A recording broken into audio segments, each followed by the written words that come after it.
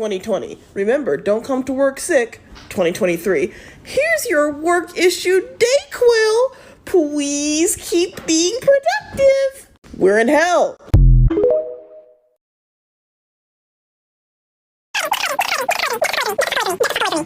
Get the fuck away from me. Get the fuck away from me. Get the fuck away from me. Get the fuck away. Hey guys, did you know that this historical figure was problematic? Excuse me, don't you think it's a little unfair to compare people? Shh!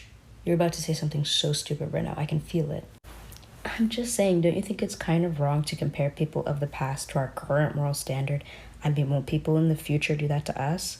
Yeah, I hope so. I hope people in the future can see the injustices of today as injustices and that they've progressed beyond it, first of all. Second of all, you clearly don't know what historiography is. What's historiography? See, how did I know you didn't know that? It's like I'm a mind reader or something. Historiography is basically the study of how we've recorded history. Who's recording it? How did we feel about it? In what context? Etc. Basically, we've almost always had something to say about people in the past based off of our moral standard at the time. Okay, then it just feels weird that if I say I like George Washington, you go, well, he was racist. He was a slave owner. That's a pretty racist thing to be. I'm not trying to call you racist by pointing that out, but weren't a lot of people racist in that time? Wasn't it kind of the normal thing to be? That doesn't make it right. The slaves didn't think slavery was right, by the way. There was a whole lot of people who thought slavery was wrong. Like the people who were slaves. I don't like it. Okay, what do you want me to say about that? Womp womp. So not only was Donald Trump booed loudly at yesterday's Iowa football game, but a new report confirms that various Trump accounts and prominent right-wing influencers took that footage of Donald Trump getting booed and replaced the audio with sounds of a crowd cheering. They literally doctored the video and propagandized it to make it seem like he was more popular than he really is. Take a look at this video. It was actually posted by a Republican strategist. Don't know why, but take a watch.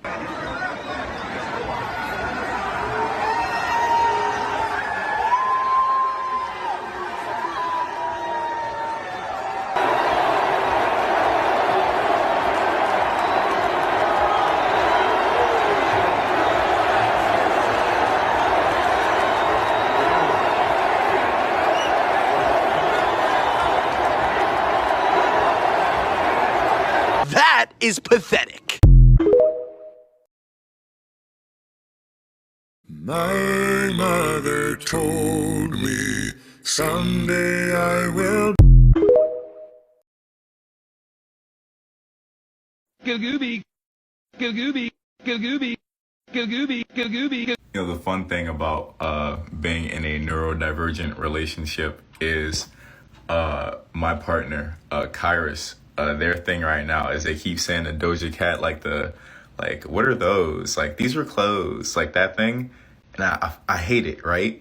But I'll know better, because we recently rewatched that episode of Adventure Time where Ice King accidentally hired an assassin to kill Finn and Jake.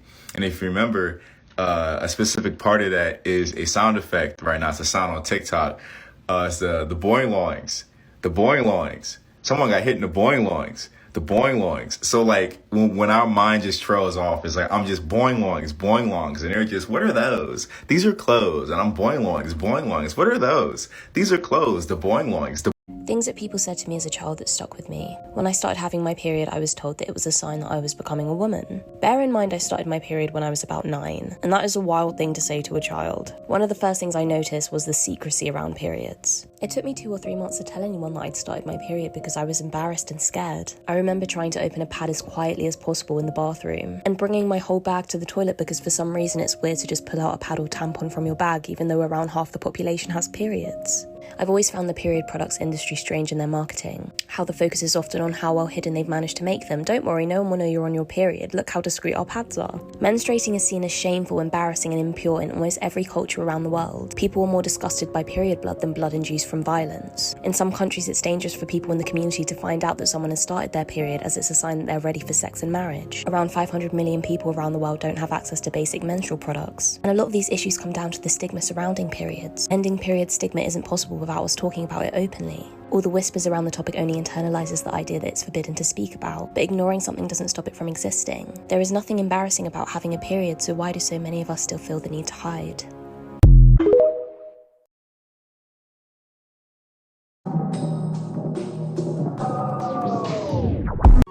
Who told you this? Give me their names now. Tell me. They're not looking out for your best interest. I mean, it's just surprisingly dishonest. I mean, if it was flipped, it'd be a little bit more accurate. It's just like almost completely opposite, but even if it did say capitalism on top, socialism on bottom, it's not right. I'm now realizing that this isn't in English, Spanish maybe. But anyways, that's not how capitalism works anywhere. This top graph here is the distribution of wealth within the United States of America, from the lowest 0% to the most rich. Except there's a good portion of this graph not included because it can't be graphed with this side. Down here, you see this? Hold on a second. Wait. I'm very small now, but like, see this little gray blur?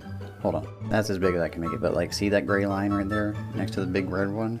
That's this top graph represented next to the billionaire capitalist class share of wealth. It's incredibly stacked against this. If we use your form, this isn't even a 10th accurate, but at least it's a bit more honest.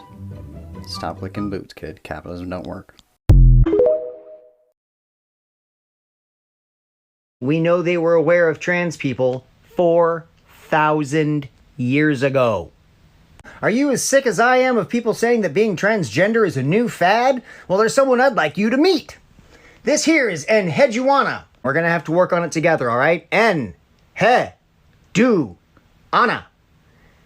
Enheduana. Enheduana. Why is Enheduana important? This here is the first known credited author in the history of Earth. That's right, the first known credited author was a woman, and she wrote about transgender people. We're talking 23rd century BCE, 4,000 years ago. To turn a man into a woman and a woman into a man are yours, Inanna. There's nothing new about us. Herself may have been transgender. But in any case, clear as day, we know they were aware of trans people 4,000 years ago. We're not new. We just belong here.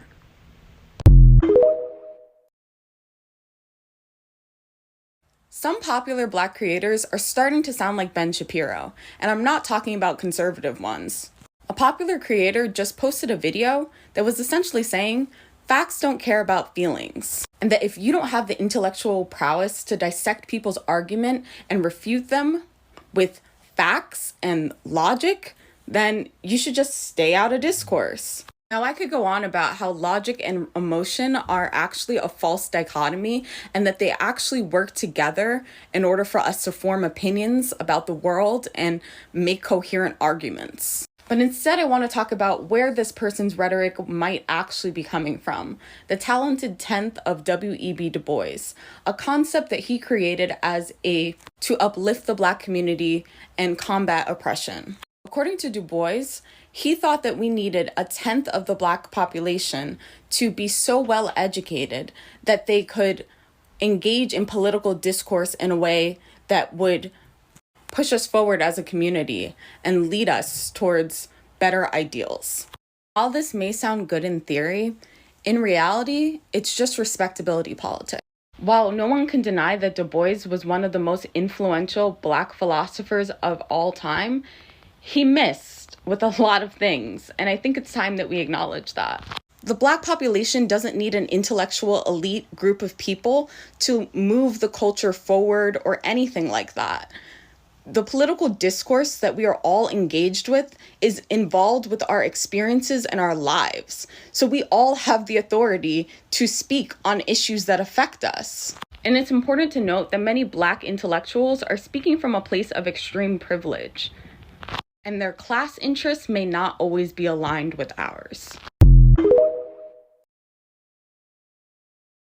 Billionaires should not exist, But while they're here, we should tax them. We do tax them, and they pay their fair share. We should tax them based on their wealth, not their income. That's not how taxes work.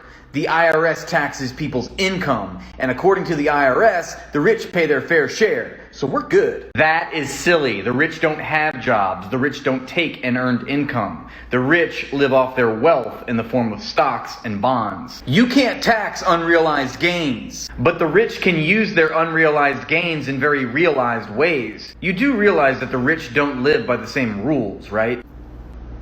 The rich employ a strategy known as buy, borrow, die. They buy a bunch of stocks, then they borrow money by taking a loan out against the stocks, and because loaned money is not taxable, they live off that money tax-free. When they finally die, their large fortunes are passed on to their heirs and also not taxed. Thus, billionaires avoid paying taxes their entire lives and over generations. Okay, but why are you yelling?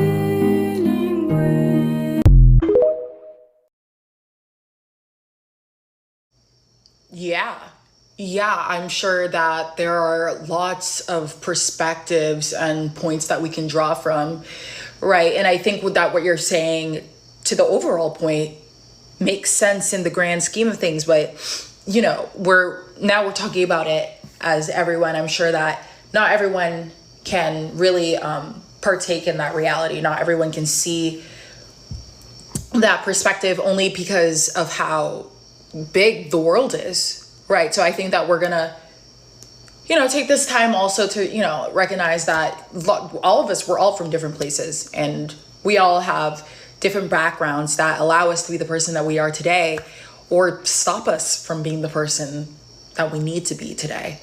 So, yeah, great point, Chris. Thank you for that. So I wouldn't even open the door for him if I had known that he was from Palestine, let alone let him in and have a full conversation with him. By now, you guys may have seen that video, but as a summary, the girl in the video had some people over and her roommate starts talking to this guy, and the guy is giving her career advice, he's offering to help her out, and then she finds out that he is Palestinian, and that is when she says, I would never invite him to the apartment in the first place, so I literally said to her, I was like, okay, he's not allowed back in here ever again, we're never getting with him, you live with me, we're never going near that guy ever again, and then goes on to say, if he ever comes near me, I have pepper spray ready to go. So the only person displaying violence in that situation was. Religion has been used as a means for colonization for a long time. This direct and very casual hatred is very common. It is in the schooling and propaganda that many Israeli kids face all the time. And it's a form of propaganda that many American Jewish people face when they go on the official birthright program. When people go on the official birthright program, they're shown the most beautiful parts of Israel. They're encouraged to become friends with or get romantically involved with IDF soldiers.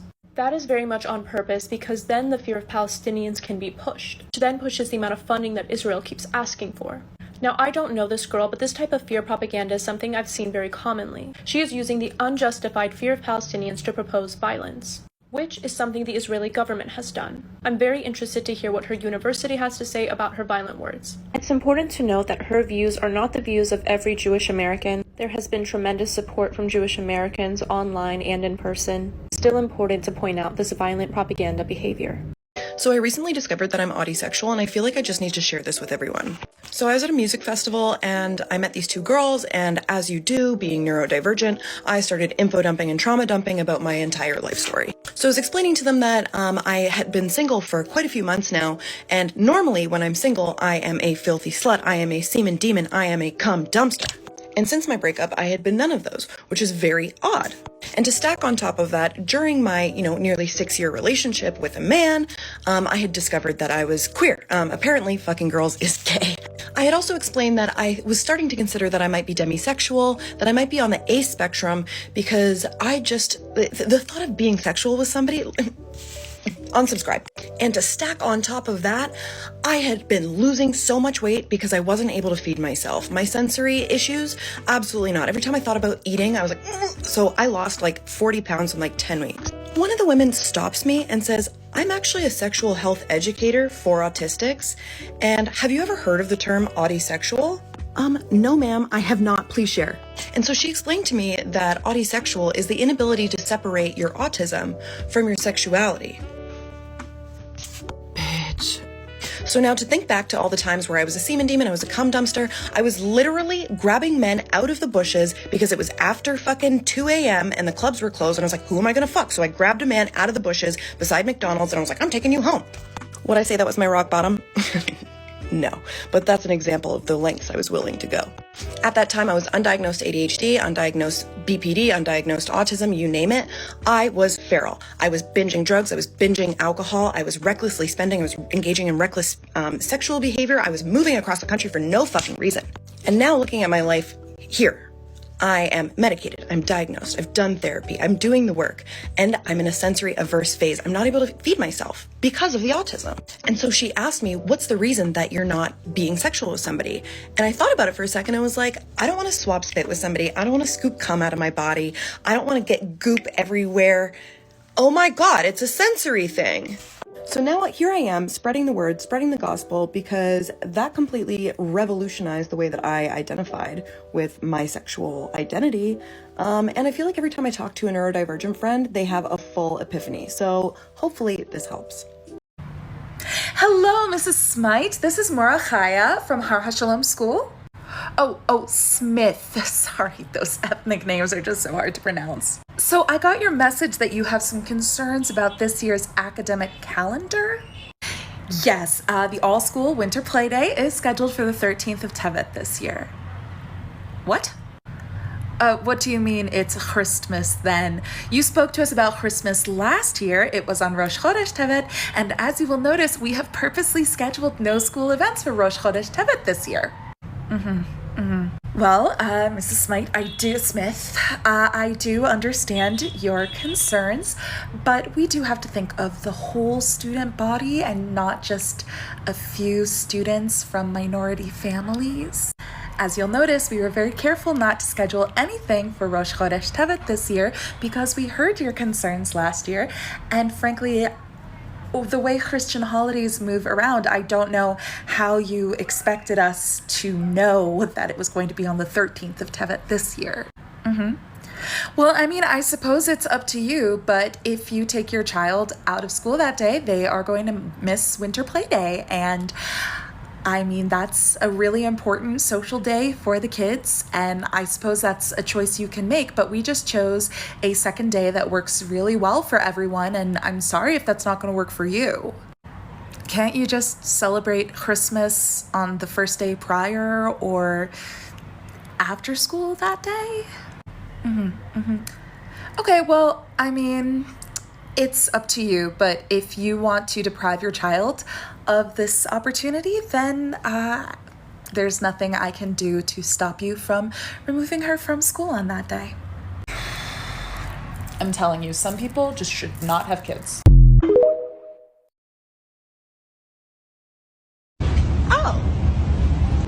Oh. Like, right?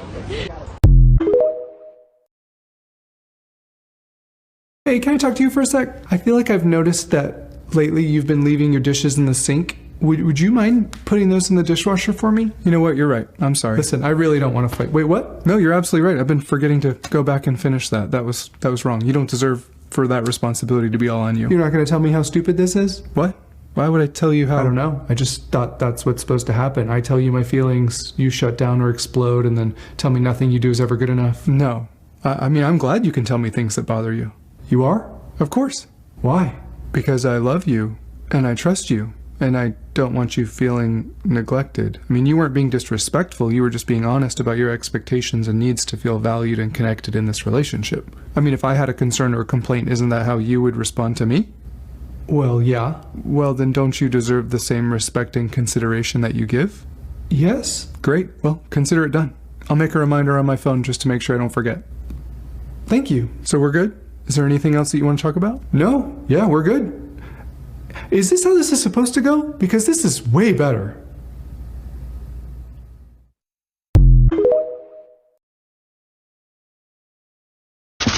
Really?